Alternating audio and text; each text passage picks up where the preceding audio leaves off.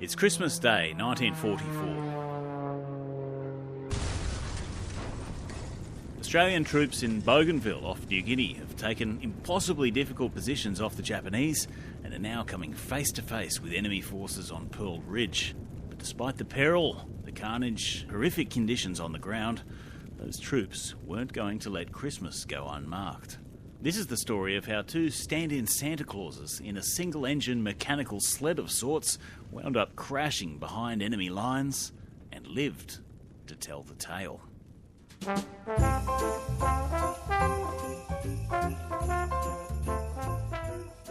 On this day, that's when Number 5 Squadron, RWF, decided for a Christmas Day surprise for those in the fighting.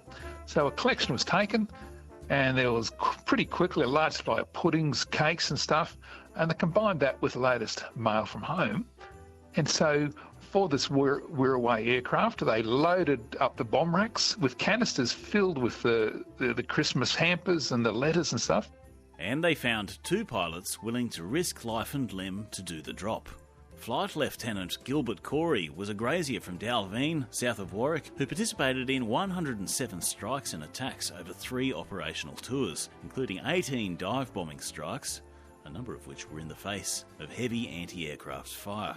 Needless to say, he was a very capable fellow and was later awarded the Distinguished Flying Cross. His companion on this North Pole mission was Flight Officer Herbert Tucker, a school teacher who lived at Nanango and Farley, near Mackay.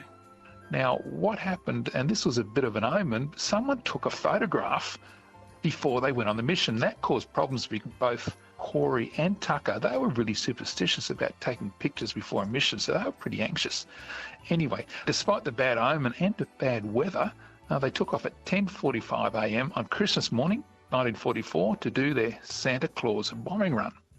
They were awful conditions. Clouds pressed the plane down to only about 20 feet above the jungle canopy, and then, lo and behold, the engine began to lose power. Corey picked out a cliff edge that he managed to set the plane down on. Both wings were torn off and the engine twisted sideways, but it didn't erupt into flames, which in fact saved their lives. Quite apart from burning to death, it meant the Japanese weren't alerted of their position where they crashed. The pair crawled from the wreck and almost immediately began to hear voices. Voices speaking in a strange language, but not Japanese. Now, from the undergrowth, they could see 17 people approach, but they were all local villagers. There wasn't Japanese face among them. So they came out, and one of the locals, in fact the one leading them, because he'd witnessed the crash, his name was Joseph. Now, he was a mission-educated man and spoke pidgin English, and he proved to be their saviour on this Christmas Day. The local men carried the two injured Australians up a nearby 500-foot-tall cliff to their village, and when they got there, they quickly came to understand the calibre of warrior they were dealing with. They weren't just normal villagers. They had been fighting the Japanese for 4 years.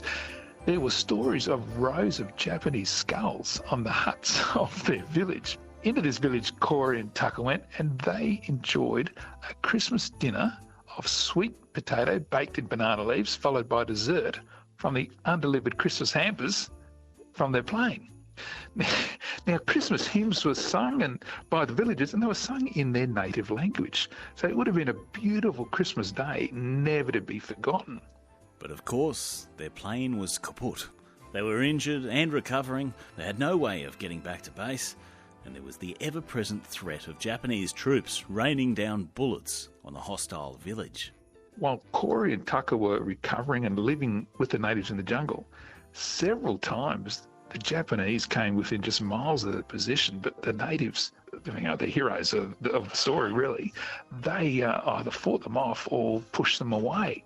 And so Corey and Tucker, the two Australians, the two Queenslanders, they eventually were rescued from the jungle after 2 weeks, thanks to their native heroes. After this, they made sure they never had their photo taken before a mission ever again. And despite the last attempt's disastrous outcome, Santa Claus eventually found a way. Shortly afterward, their rescue, Santa's Christmas flight was repeated, not by them, but this time by an RAAF bomber dropping gifts of appreciation, not necessarily to the soldiers at the front line, but to the villagers who'd saved the two Queenslanders. Now, after the war, Corey went back to his property at Dalveen near Warwick, and Tucker became a school teacher in Bundaberg. So that was a Christmas story with Joseph as the hero, like no other, and I'm sure the school kids in Bundy would have enjoyed that a few times.